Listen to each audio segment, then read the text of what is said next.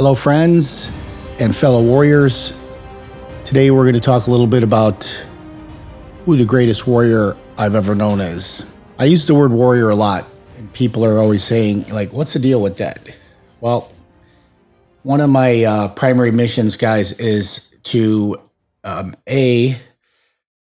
expose what's really going on in the world, all the corruption and evil stuff, and B, to help us become the strongest, best versions of ourselves. And that's what I refer to as the warrior. One of the warrior cultures that I like the best is the samurai. And the samurai live by their code of Bushido. Bushido has several elements to it, like justice, courage, respect, compassion, integrity, honor, loyalty, and most of all comes self-control. And I think this is the most important one, is self-control. If we're going to survive this onslaught of darkness that is all around us, we're going to need to have some kind of code and some kind of internal mastery. So, A, we can better cope with what's coming and what's here. B, with a stronger mind, we can help each one teach one. We can help others start to see the light and become warriors also. So this is the reasoning. We are in a dark world. We need to become warriors of light and cast the darkness away. It sounds metaphorical, but we have been in the battle of good and evil since the beginning of time, and it will never go away. All we can do is we can have temporary victories, but the battle is always ongoing. If you believe in the Bible shows us this. Any religious text shows us that mankind has always been in a battle of good and evil. Same thing with mythology. So that's where we're at right now. That's the mission. So I want to talk about some of the greatest warriors I've known. I do love the samurai code because the samurai live their entire lives abiding by the code. They train with swords, bows and arrows. They train on horses. They train with grappling, any type of fighting that they can. They also meditate and they pray to build a strong mind. And the entire samurai community supports them and supports the code. The sword makers make the swords. The farmers farm the land. You know, the armor makers make the armor. And everybody is in unison with this code. And that's why the samurai culture is so cohesive and strong. I try to, weave all of the codes of Bushido into my life. So I have some dear friends that have had severe struggles their whole lives, and they keep their head up. They keep going. They don't complain. Then they're inspiring. I have a friend, Gib. He was almost a world-class swimmer in his day. He probably should have been and maybe partied a little too much, but he was an outstanding athlete, top collegiate athlete. And he has MS now. And he has days where he just falls. He's in kind of a wheelchair scooter type device. And I call him periodically and talk to him. He's also in my book, by the way. He's in the Warrior chapter. And I just said to him, like, how do you keep your head up? Like, you were once a phenomenal athlete, super strong, and now, your body is it's deteriorating. And he just said, I would rather have it be me than somebody else. Think about that. I mean, that is such a noble thing. I'm proud of him. He shows me that, A, my life isn't that bad, and B, you got to suck it up. And Gib is a warrior. I have another friend, Tommy. He's had Parkinson's for a long time, and that's degeneration of the mind, basically. And he doesn't complain either. He's always on board with waking people up and, let's pay attention to what's happening, the darkness. And he's doing his best to fight not only his illness, but this darkness that he has come to realize. He has very good self-control and internal mastery, and that's why he can see things that the common man can't. Another friend, Michelle, she's had a crazy amount of health problems that have led to many miscarriages, even a stillbirth. She's in constant pain. They cannot figure it out what's going on with her. Not only does she fight through that and she raises her kids, she has been the mom and matriarch figure for her siblings and for her parents. Very long story. Michelle is also featured in my book. When I ask her how she does it, like how does she get through the pain and why does she push through every day? And she said, I was put on this earth to be a mom, and that is my calling, and I'm going to stick to my calling no matter what. And she has a very strong mind. One of my primary sources of inspiration comes from her. I'm very proud of you, Michelle, and you know that. And her story's in my book as well, in the warrior chapter. And then, there's warriors that I don't know. We have armed forces, people who come back with their bodies maimed, limbs blown off. I remember this one time I was walking into Binny's, and I saw a pickup truck, a big high lifted pickup truck pull in, and it had a disabled veteran's license plate. So I waited outside the store because I wanted to shake his hand. And it was one of those quad cab pickup trucks. So I saw the guy go from the front seat to the back seat while in the truck, and I didn't know what was going on. And then I saw the back door of the truck open on the driver's side, and an arm came out from like ground level of the truck, holding a wheelchair. And the guy lowered a wheelchair. He opened the wheelchair and he climbed out of the truck into the wheelchair. He had no legs. When he wheeled up to me, I shook his hand. I said, "Thank you for serving our country and protecting our freedom. I'm grateful for you." And he didn't say too much, and he went inside. About a half hour later, when I was checking out, I saw that the guy had come in to promote a bourbon that was made by a veteran-owned company, and he was, sitting in his wheelchair at the table where they were pouring out this bourbon, and there was another guy there, and I walked up to him, and I shook his hand, and, I have the gift of having people tell me their stories, and the guy who was standing up told me, "Yeah, this guy, he's one of my best friends. He saved my life. That day his legs got blown off, he saved my life." And those types of warriors are all over my friends. And that's why I always make it a point to thank them.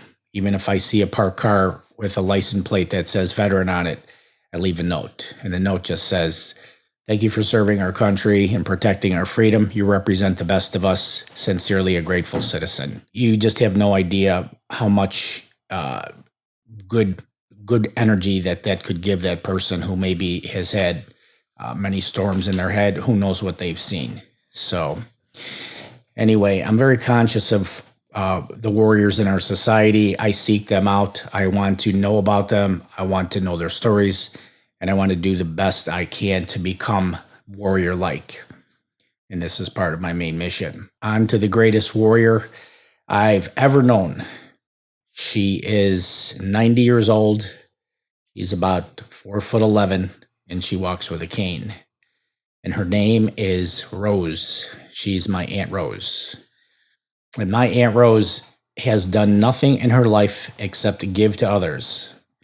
She's very faithful. She believes in Jesus and God, as the Bible tells us. And that's been one of the things that she attributes to have gotten her through life. My aunt was number 3 of 10 children, 8 boys and 2 girls. When there were, I think it was 4 children. So, no, it was 5. The first 5 had been born. So she had 2 older brothers and 2 younger brothers. And at that time, my grandmother had what they called a nervous breakdown. I don't know what that was back in the day. I don't know if it was clinical depression. I don't know, medically what it is. But she became unstable mentally, and she could not take care of the kids. So my grandfather put the kids in an orphanage. So they were kind of wards of the state, and the state was taking care of them. A few years went by. I believe it was 3.5. I have the story in my book. The kids came home. And when they came home, 2 more children had been born, 2 boys. my Uncle Phil and my Uncle Tony. My Uncle Phil is also in my book. He's one of the warriors that is instrumental in taking care of me. So Aunt Rose came home. They had 2 more children, which, when you really think about it, is not cool. She probably has a little bit of animus to her parents still, even though she loves her brothers. But like, what are you doing? You can't take care of your kids. Anyway, somewhere thereafter, my grandmother had another nervous breakdown, and she became unstable. And my grandfather wanted to put all the kids in the orphanage, and my Aunt Rose said no. She said, I'll take care of my younger brothers. Her older brothers were, they were already independent. They worked and stuff. Everybody worked and contributed to the family. Like, everybody worked and gave some money to the household. That's how it worked in our family. So here was this young girl, cooking, cleaning, doing all the things a mother should do. And that just became her way. She never married. When the 9th child was born, that was my mother. She was the other girl. And she was born in 1945. So she was probably about 3 years after the next sibling up. And then my Uncle Pete was born in 1950. He was an accident. So my grandmother was 42 years old in 1950. She had another baby. So by the time my mom was a young girl, she was a problem child. And one of the reasons, and my aunt and I just talked about this yesterday, is, my grandfather was a stern man, and he was a man's man. He was not outwardly showing of affection and love. And my mother, she was the 9th child out of 10. I don't believe she ever got the fatherly love that she needed. And her mother, my Gram, was an amazing soul, but she was just, she was like a child herself. She was not a strong person. So whatever nourishment my mother needed as a child, I don't think she got. And she eventually got kicked out of the house when she was 13. So what happened? Aunt Rose to the rescue again. She took her life savings and she bought a little rundown building on the west side of Chicago on a street called Avers, if I remember correctly, and took my mom in and became like my mom's mom. So it was big sister, little sister. And, my mom had an interesting life. She never got her shit together, for lack of a better phrasing. And, then she had me. My mom met my dad. They got married. They had me. Then they broke up right away. That's another whole story. So I was basically growing up with a single mom who was a loose cannon, always on this pendulum of, I have my stuff together, I don't have my stuff together. And she had, run with a tough crowd her whole childhood. So these were the people that she knew as adults. Never really had too many good people around her. So she had me when she was a teenager, and she died of a heroin overdose when I was a teenager. But in the interim, it got so difficult for me to live with my mother that I moved out, and I moved in with my Aunt Rose and my Gram, because now my grandfather had passed away. My grandmother moved out of the neighborhood we lived by, because I spent a lot of time with them, and I moved out to Berwyn, and Aunt Rose and Gram took care of me. I look at my childhood and I go, man, I freaking grew up like a prince. I had my grandparents for a long time. I had Aunt Rose, who's my angel on earth. I had my Uncle Phil, and all my other uncles took a part in raising me. And I had like a team of Navy SEALs around me. And that's one of the things about utilizing the power of our mind to reframe our past into something that's magnificent, instead of, shackles that prevent us from being happy. So Aunt Rose took care of me, helped me pay for college. And then prior to that, she helped all her brothers, anybody in the family who needed it financially, took care of our grandmother till she died. And she has lived a life of giving. And to me, the highest form of living is giving. I remember certain things that my Aunt Rose did in my lifetime that resonate with me forever. And one of the stories that I love to tell is she took me downtown on the L train, as they were called. And we would walk around Michigan Avenue and go into the department stores. And I was little, like my head was maybe waist high with her. And we were walking down a busy Chicago street. And I was holding her hand. And there was a elderly lady sitting on the sidewalk with tattered clothes. And she was kind of curled in a ball like this. And my aunt stopped and she reached into her purse and grabbed some money. And she grabbed this lady's hand, like she pulled her hand up and she put the money in her hand and she closed the hand like this. And the lady could barely look up. I don't even remember her saying anything. And then we went on our way. And my Aunt Rose, I said, "Why did you do that?" She didn't ask for money. And she said, "Because she needed it." Think about that. I never forgot that. And whenever I can, I always try to help people out on the street. Sometimes those people standing at the exits of the highways and stuff like that, I'll go buy them like a couple boxes of groceries. And I come back and go, "Here you go." So her generosity, she taught me that. My aunt also taught me about forgiveness. My aunt never stayed mad at anybody. She always said, "Forgive and forget. Life is too short."